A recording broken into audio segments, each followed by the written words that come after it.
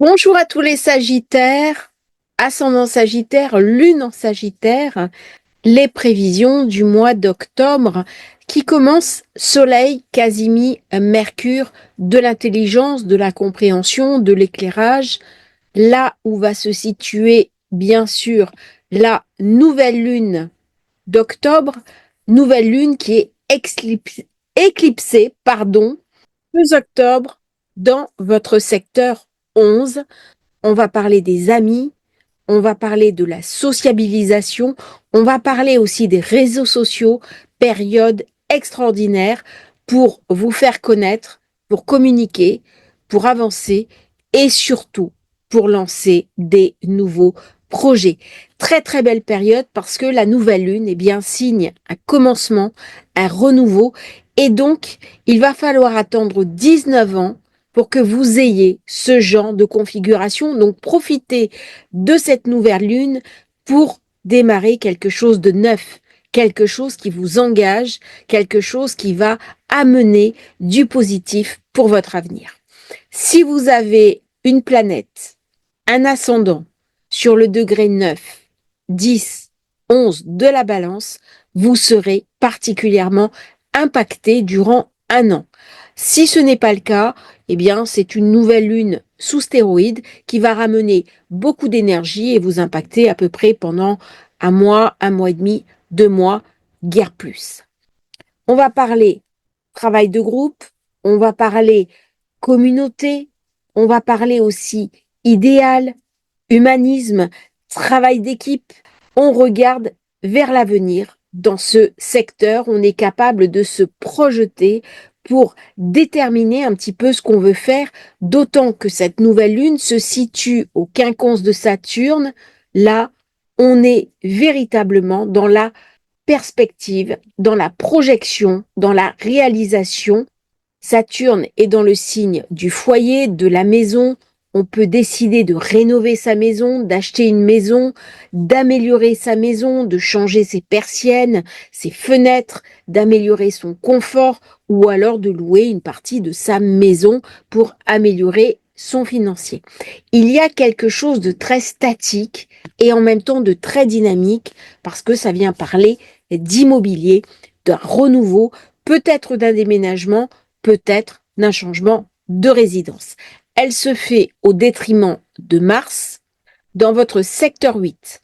Autant dire que tout ce qui est finance va être mis à mal. Il est possible que vous dépensiez un peu plus que de raison, que vous fassiez des investissements. Attention toutefois aux spéculations boursières qui pourraient se retourner contre vous. Ce n'est pas le moment de prendre des risques inconsidérés pour nos amis Sagittaires. J'ai fait une vidéo sur cette nouvelle lune éclipsée signe par signe. Je vous invite à la regarder. Vous aurez beaucoup plus d'informations que cette vidéo spécialement dédiée à votre signe. Par contre, elle va se faire conjonction avec Mercure, l'intelligence. Il est possible que vous ayez des idées puissantes, des révélations soudaines, la nécessité de prendre des décisions importantes qui vont être impatientes, parfois impulsives et avec un petit peu d'agressivité. Méfiez-vous de votre trop forte impulsivité avec ce carré à Mars. Il est possible également que des fantômes du passé reviennent taper à la porte, soit une amitié perdue de longue date, soit un ancien amour, quelque chose qui se réinvite dans votre vie et auquel vous n'aviez pas pensé depuis longtemps. Dans ces perspectives, il est possible aussi qu'on ait des soucis avec des amis qui vont être moins fiables que ce qu'on pensait. On a la lune noire. On va être par contre invité à beaucoup de diplomatie avec Junon au niveau des amitiés, des nouveaux amis qui rentrent dans notre vie, des amis qui en sortent. Bref, il y a beaucoup de mouvements au niveau du réseautage, au niveau des rencontres. C'est très très bien pour toutes les personnes qui travaillent en groupe, qui travaillent sur des colloques, sur des conférences d'envergure. Période très porteuse pour elles si vous êtes Sagittaire. Cette période, on va être dans la planification, dans l'organisation. Par contre, on peut être un petit peu anxieux par rapport à l'avenir. C'est une période qui amène de l'intensité, de la planification, de la réflexion, mais elle va nous rendre irritables.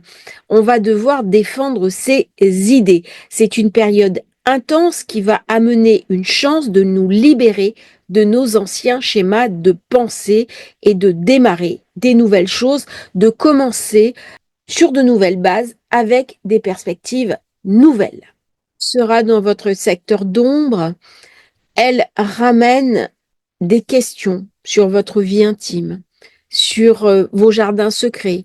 Il y a peut-être un amour caché, quelqu'un à qui vous pensez en secret, une amitié amoureuse, quelque chose d'ambivalent qui est arrivé dans votre vie, mais que vous ne pouvez pas encore concrétiser. Durant le mois d'octobre, il va y avoir quelque chose de suspendu pour le Sagittaire, a fortiori vers la fin octobre. Pour le mois d'octobre, on peut être très attiré par des groupes spirituels, des groupes avec qui on va méditer, des groupes ésotériques avec qui on va partager un certain nombre de valeurs. N'oublions pas que le Sagittaire, c'est aussi celui qui représente la foi, l'élévation, la théologie, le religieux, mais aussi la spiritualité prise au sens large. Il y a donc quelque chose de très mystique dans ce signe. On a besoin de se relier à une conscience plus grande que soi. Ce sont également les thérapeutes. C'est une période excellente pour commencer une activité thérapeutique ou alors aller voir soi-même un thérapeute par Vénus en 12. Pareil, si vous souhaitez commander votre thème de naissance, votre révolution solaire, vous avez le lien dans la description. C'est une période parfaite. À partir du 10 octobre, Jupiter devient rétrograde dans votre secteur 7. Il est possible que vous ayez un coup de frein. Autant vous attendiez quelque chose avec votre partenaire, avec vos associés, un recrutement, autant vous deviez recruter un collaborateur, ça ne va pas se faire. Vous attendiez une promesse d'embauche, ça ne se fera pas. Il peut y avoir également des difficultés dans votre couple pour X ou Y raison, parce que dès que Jupiter devient rétro, eh bien, il va bloquer le système. Je suis invité à m'intérioriser. Et là, ça va marquer un coup d'arrêt. Et ça peut être assez irritant. On a Jupiter en plus carré à Saturne, carré à Neptune. Ça vient me contrarier. Là, véritablement, on rentre dans la période où les finances vont être plus difficiles à gérer par ce carré avec Saturne, aussi bien à titre individuel que collectif. Jupiter, le grand chanceux du zodiaque, ne remplit plus son rôle. Il suspend les cadeaux qu'il nous donne habituellement. Ça va être une période un petit peu plus tendue pour chacun d'entre nous, mais spécialement pour les natifs du Sagittaire, parce que ce sont des personnes qui ont beaucoup d'allant, qui sont dynamiques, enthousiastes, qui vont de l'avant. Eh bien là, elles vont se sentir retenues. Et ça peut amener à des blocages, de l'insatisfaction. Et ce quinconce avec Vénus, qui normalement amène de la chance, pourrait amener quelques petites désillusions.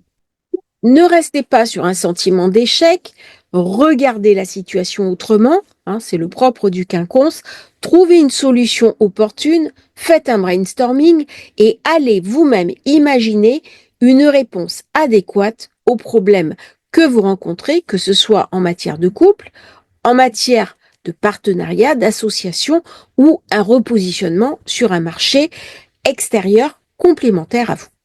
Donc une période où il va falloir chercher sa propre créativité et dans ce cas-là, ça va nous ramener beaucoup de chance puisque Jupiter-Vénus, eh bien, c'est une configuration agréable.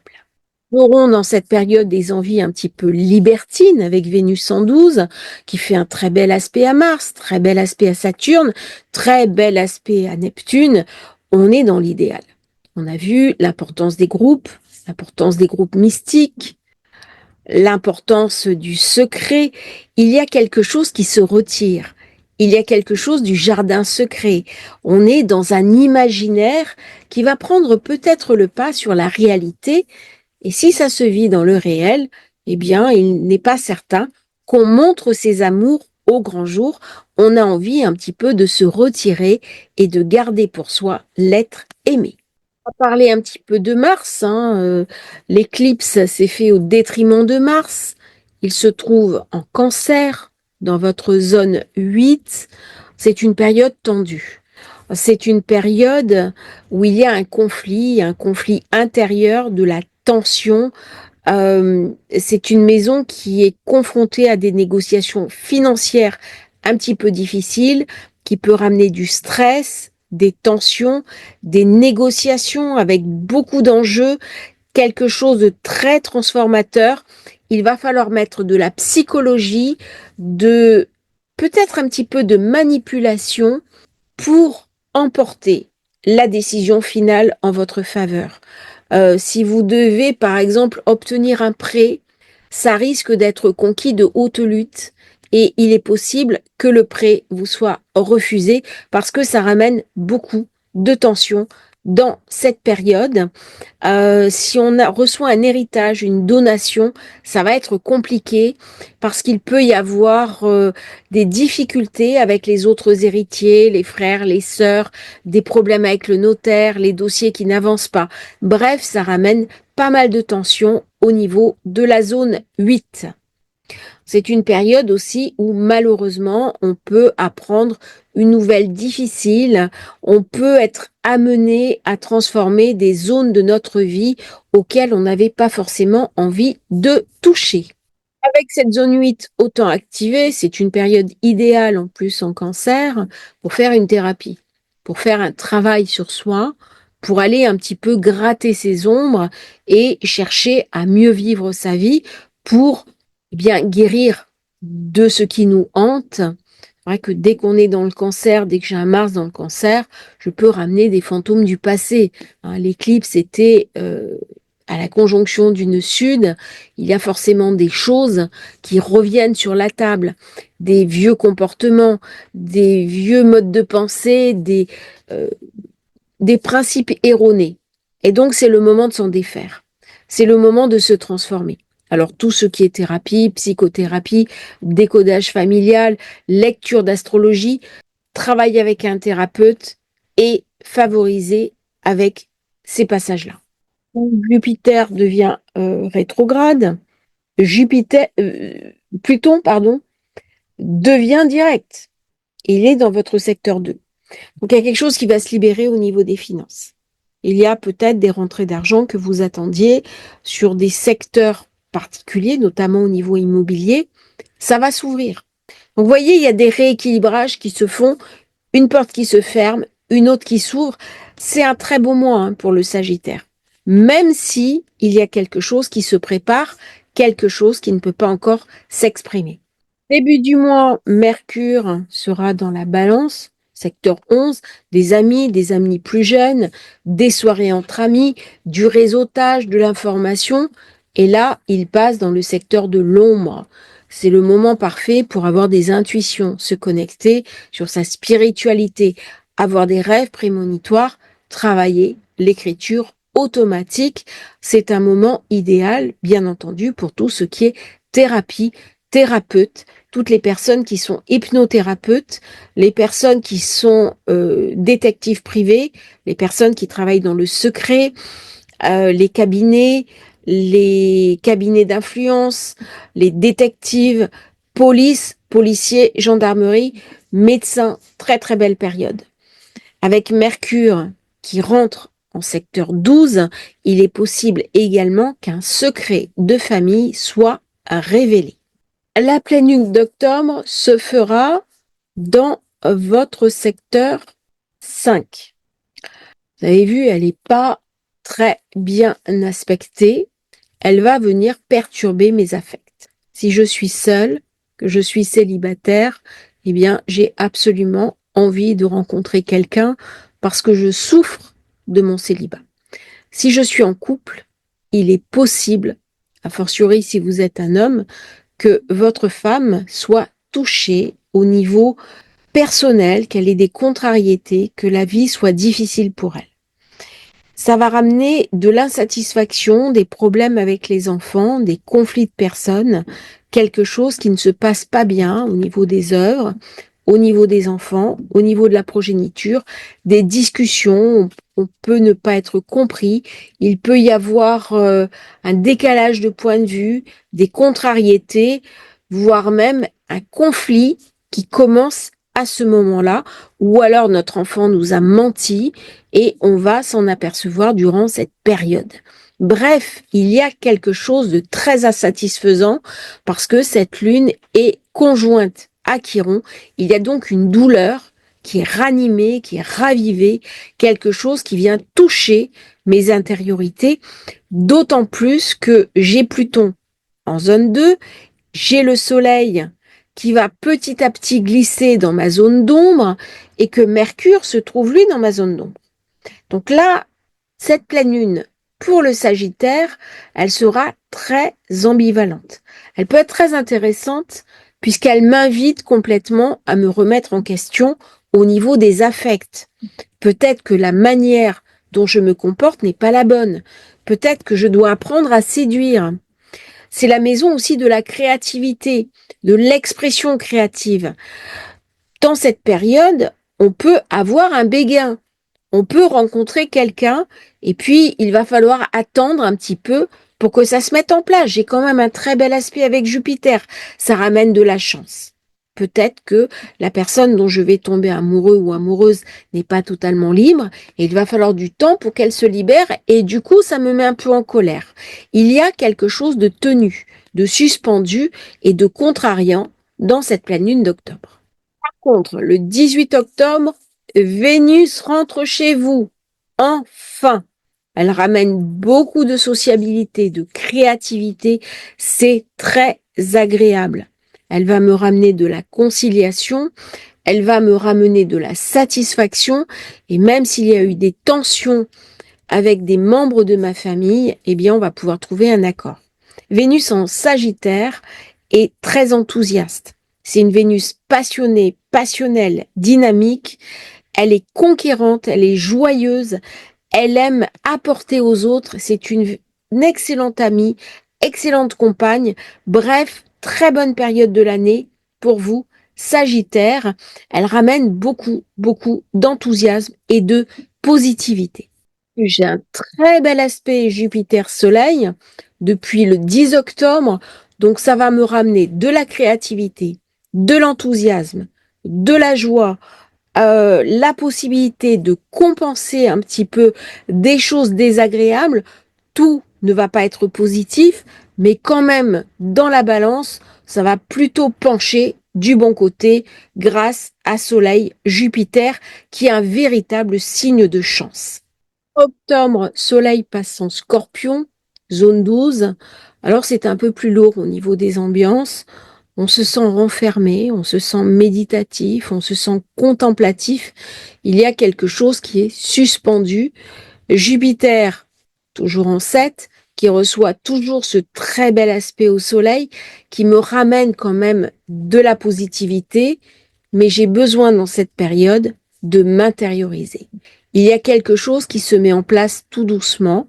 On fait le bilan de l'année, on regarde comment ça s'est passé et comment on peut se projeter dans le mois qui vient lorsque le Soleil passera en Sagittaire au mois de novembre. Durant cette période, Saturne, Neptune en zone 4 me ramène beaucoup de concrétude. Le besoin d'investir dans ma maison, de stabiliser mon foyer et de trouver des solutions stables, durables, paisibles. J'ai besoin de méditer chez moi, mais j'ai aussi besoin d'une grande stabilité. Au niveau de mon travail, il va y avoir des activités brusques. On a toujours Uranus qui est en zone 6. C'est important de soigner sa santé, de soigner son travail, mais pour les Sagittaires, on dira que c'est quand même une période de chance, une période où on a de nombreuses opportunités et on peut les saisir de manière opportune. Dernière semaine, nous aurons Vénus qui va rentrer en conjonction avec Pallas. le besoin de reconnaissance sociale, le besoin de justice, le besoin également de rééquilibrage. Il y a quelque chose de profondément juste dans l'idée même du Sagittaire, et Jupiter qui s'oppose à Vénus. Eh bien, nous allons être amenés à faire des choix entre deux situations qui sont irréconciliables, et parfois nous allons vivre certaines choses avec certaines personnes et vivre d'autres choses avec d'autres personnes. On peut se sentir coupé en deux, et du coup ça peut ramener un petit peu d'instabilité et un petit peu de souffrance. Durant cette période Mars opposé à Pluton, pareil, on va avoir de la désillusion, on va avoir de l'instabilité, on va avoir un sentiment également d'insécurité, en particulier au niveau professionnel. On va peut-être perdre un chantier que l'on espérait, perdre un collaborateur, ne pas avoir la prime qu'on nous avait promis, ne pas obtenir le poste qu'on nous avait promis. Peut-être qu'il va y avoir un conflit avec une personne sur le lieu de travail qui va avoir des conséquences durables sur la suite de ma carrière. Donc, en fin de mois, vous voyez, c'est un petit peu plus instable, la situation est plus mouvante. Utilisez Jupiter dans ce quinconce à Mercure pour tenir vos pulsions, pour tenir votre caractère, parce que là, si on s'emballe tout feu tout flamme, eh bien, on va rentrer dans ces carrés et on en paiera un petit peu les conséquences. J'aime pas beaucoup parler comme ça, mais c'est une dernière semaine qui est assez intense, qui est frottante. Il va y avoir quand même des conflits, des choses difficiles à gérer, donc anticipez-le et prenez du recul, prenez sur vous. C'est une bonne manière de gérer ces difficultés astrales. Je vous remercie, Sagittaire, d'avoir écouté votre horoscope. N'hésitez pas à vous abonner à la chaîne, c'est très important, ça nous soutient. Et vous, si vous souhaitez commander votre thème de naissance, votre révolution solaire, vous avez le lien dans la description. À bientôt pour un nouveau partage sur Astrologie Facile.